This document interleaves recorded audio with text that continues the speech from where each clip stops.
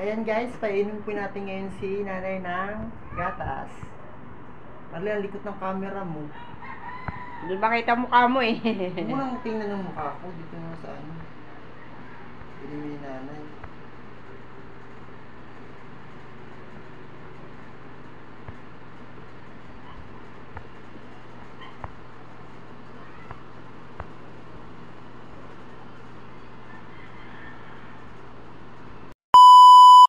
Guys, welcome back to my channel. Ngayon po, i-challenge ko po ang aking sarili kasi meron tayong 200 na pera. Ayan po.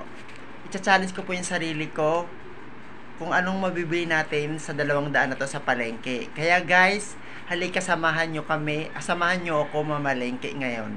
Kasi day off ko po ngayon. Ito po yung trabaho ko. Tuwing Lunes na mamalengke po ako. Sa halagang 200 po. Maglalakad tayo ngayon. Puntang palengke.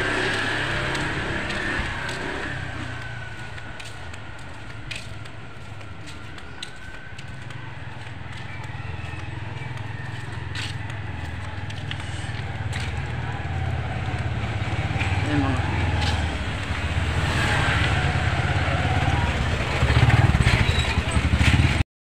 Lalakad pa rin tayo na pagkahaba-haba. Mula dun sa amin hanggang dito, naglalakad pa rin tayo.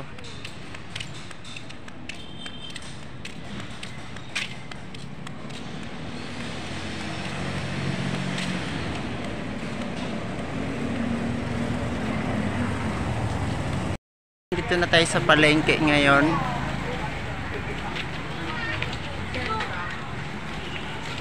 Yan po, naglalakad po tayo. Magalaw lang po yung camera.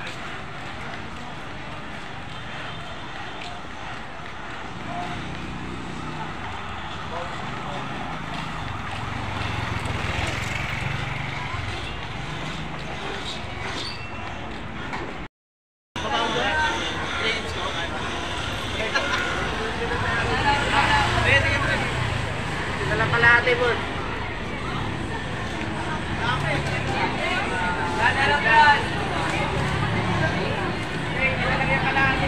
Yung magkano yan? Galapet tayo. Hindi lang po. Magkano yan? Saan mo, galunggong? 100 po. 100. Ito, magkano yan? 100 po, galunggong. Ilang peraso yan? Galunggong. 6, 8, 10, 11. Ito yung salmon, magkano? 100 po. Ilang peraso? Maluwang po. Sige. Mga gulay naman po tayo bibili. Kuya, halagang ano? Isuki. 50? O, 50 na lang kuya. Ayan guys, bibili na ako ng gulay. Kasi nakabili na ako ng galunggong na halagang 100. Halagang 50 lang.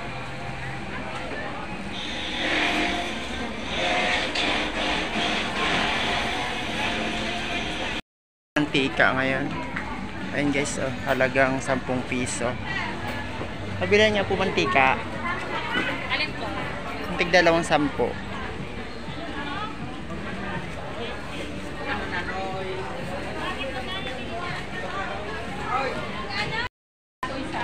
Dalawa nga. Kahit ano dyan kulay. Sa gulay, sa mga kape. Ang lakas po. Kapag lang. Tapos na tayo mamalengke. Dahil na po ako mamalengke guys. Guys, tapos na po ako na malengke. Dito na po ako sa bahay. Ito na po yung lahat na pamalengke ko. Una-unahin po natin yung isda. Wait lang po. Ito po yung isda na galunggong nagkakahalaga ng 100 pesos. Ayan po, 100 pesos. Kakahawak.